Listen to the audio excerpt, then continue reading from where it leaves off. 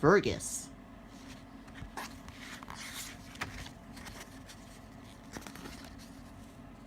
This is a story about Fergus, a little traction engine, who liked to do things right.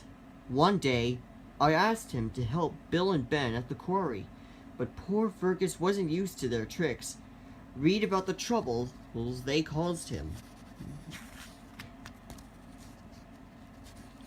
Fergus, the little blue traction engine, was the pride of the cement works. He loved his work, and does the rules, and is always stuck with them. One morning, he was chuffing cheerfully across the island of Sodor. He was on his way to a special job for Sir Topham Hatt.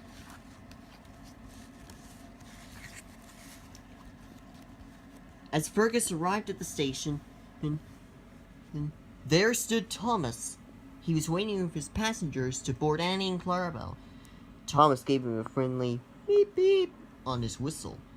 "Hello, Fergus," he said. "I'm off to the quarry," Fergus told Thomas politely. "Watch out for Bill and Ben," Thomas warned. They like to get up to mischief. "Thank you, Thomas. I won't let a couple of rascals get the better of me," wheezed Fergus.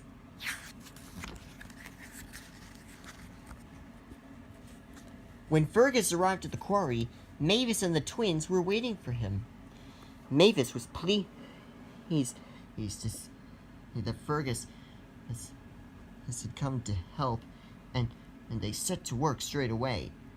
"I'm afraid the freight cars are in a mess," she said. "Not to worry," puffed Fergus kindly.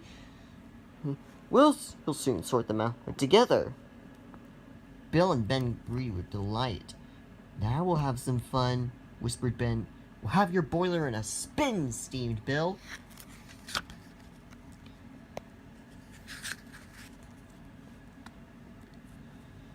Fergus was happy working with Mavis. She's a really useful engine just like me, he thought to himself.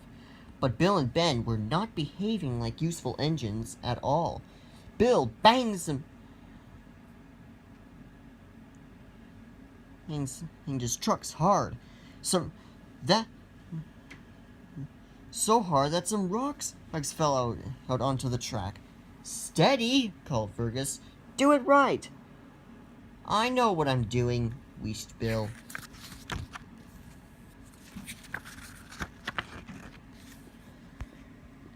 Then Ben left his trucks on the point so Fergus couldn't get out of the siding. "You blocked me in!" and steamed Fergus. "Shift those trucks out of my way. Do it right." But Ben just grinned.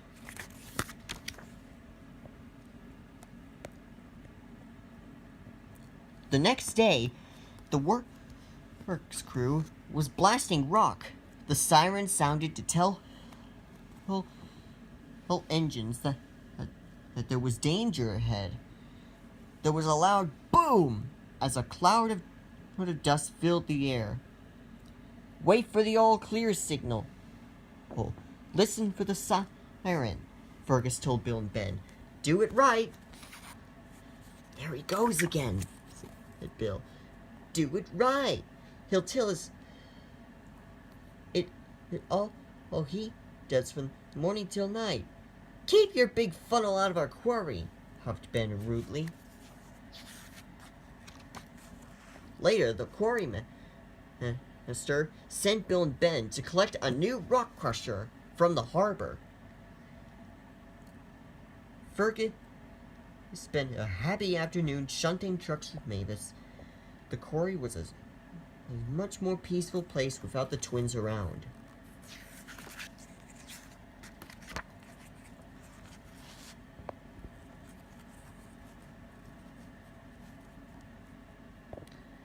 At the harbor, Bill and Ben were still cross with Fergus. "He's always telling us what to do," moaned Bill. "He's always saying do it right," said Ben. "The next time he tells us what to do," wheezed Bill, We'll do it wrong, Ben said. The rock crusher was safely loaded onto a flat truck. Bill and Ben steamed back to the quarry as quickly as they could. The rock crusher was heavy. It made the rails shake all the way back. Fergus was waiting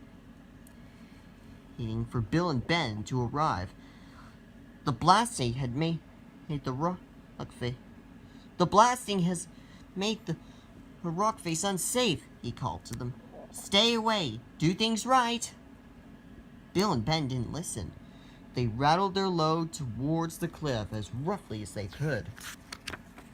Suddenly, loose rocks and stones began to fall from the rock face.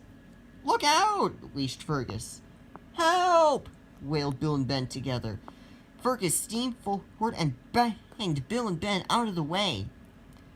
His driver jumped clear just in time, but the falling rocks buried Fergus right up to his funnel.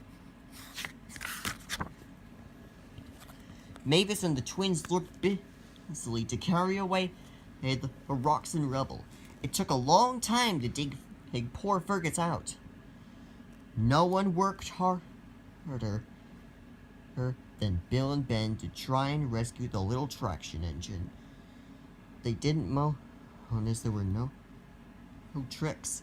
They wanted to do things right. At last, Fergus was free. Bill and Ben were ashamed of themselves. We shouldn't have been so naughty, said Bill. We're very sorry, Fergus, added Ben. As long as we're friends again now, smiled Fergus. Oh yeah, said the twins together.